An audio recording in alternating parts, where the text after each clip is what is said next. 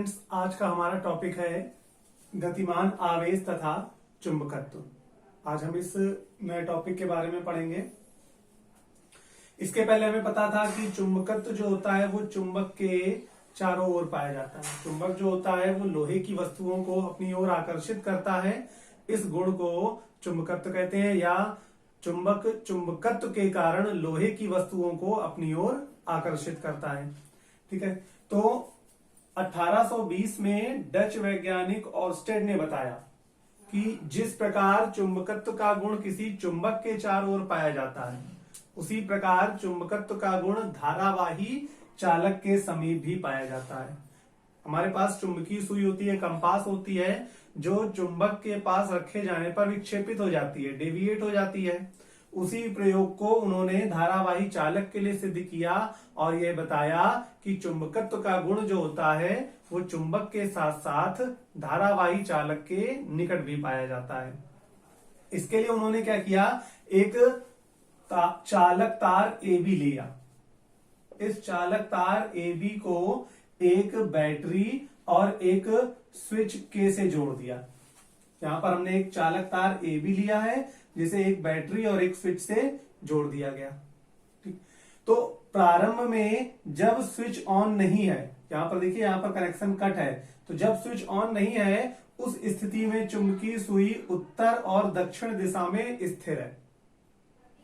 ठीक, लेकिन जैसे ही हमने स्विच ऑन किया, जैसे ही ओर्स्टेड ने स्विच ऑन किया और इस चालक में धारा प्रवाहित की, तो उन्होंने क्या देखा कि ये जो चुंबकीय सुई उत्तर दक्षिण दिशा में थी वो थोड़ी सी विक्षेपित हो गई।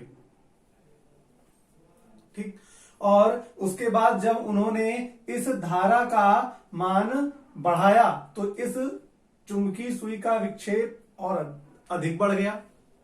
इस बैटरी के द्वारा जैसे ही उन्होंने धारा का मान बढ़ाया, इस चुंबकीय सुई का विक्षेप और अधिक बढ़ गया।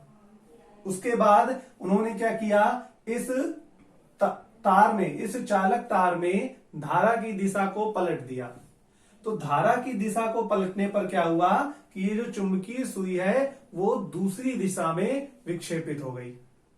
इस प्रयोग से उन्होंने ये निष्कर्ष निकाला कि किसी धारावाही चालक के निकट भी चुंबकत्व का गुण पाया जाता है जिसमें चुंबकीय सुई विक्षेपित हो जाती है।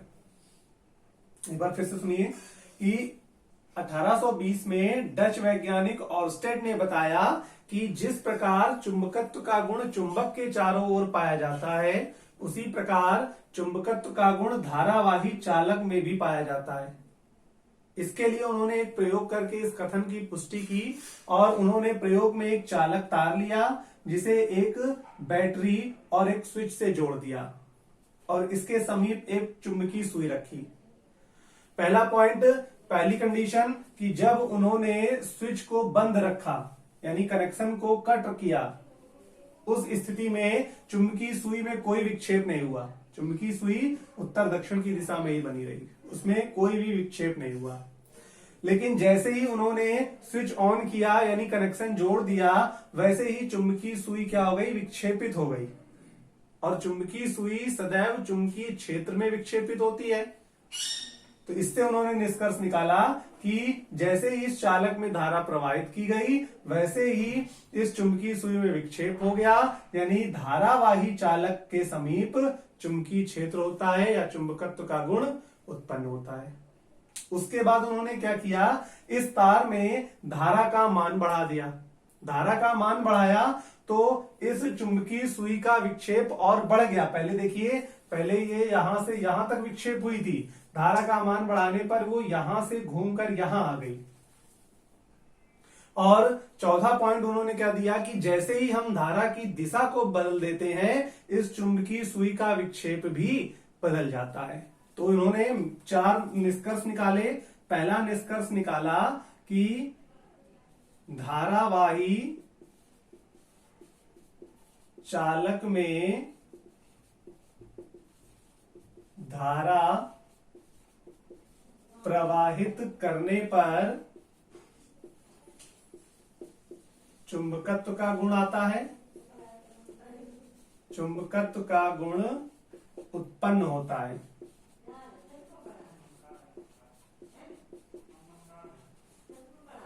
दूसरा पॉइंट उन्होंने बताया कि यदि हम धारा का मान बढ़ाते हैं, धारा का मान बढ़ाते हैं तो सुई का विक्षेप बढ़ जाता है, सुई का विक्षेप बढ़ जाता है। और तीसरा पॉइंट उन्होंने बताया कि यदि धारा की दिशा विपरीत कर दी जाए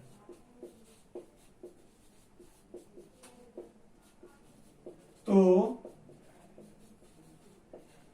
सुई का विक्षेप भी विपरीत दिशा में होता है, विपरीत दिशा में होता है। तो इस प्रयोग से मुख्य निष्कर्ष, मेन निष्कर्ष क्या उन्होंने निकाला कि जैसे चुंबक के चारों ओर चुंबकत्व पाया जाता है, वैसे ही धारावाही चालक के समीप भी चुंबकत्व का गुण पाया जाता है, जिससे चुंबकीय सुई विक्षेपित हो जाती है। अब धारावाही चालक में कब चुंबकत्व का गुण आता है? जब उसमें धारा प्रवाहित की जाती है। और धारा क्या होती है? आवेशों के इलेक्ट्रॉनों का स्थानांतरण, यानी आवेशों का स्थानांतरण। यानी जब आवेश गतिमान होते हैं, इलेक्ट्रॉन एक बैटरी के एक सिरे से निकलकर दूसरे सिरे में, एक टर्मिनल से निकलकर दूसरे टर्मिनल में जाते हैं, तब धारा का प्रवाह होता है। यानी धारा का प्रवाह गतिमान आवेशों द्वारा होता है। और यहां पर चुंबकत्व धारा के कारण यानी गतिमान आवेश के कारण उत्पन्न हो रही है। अतः इस प्रयोग से ओर्स्टेड ने बताया कि चुंबकत्व की उत्पत्ति गतिमान आवेश के कारण होती है।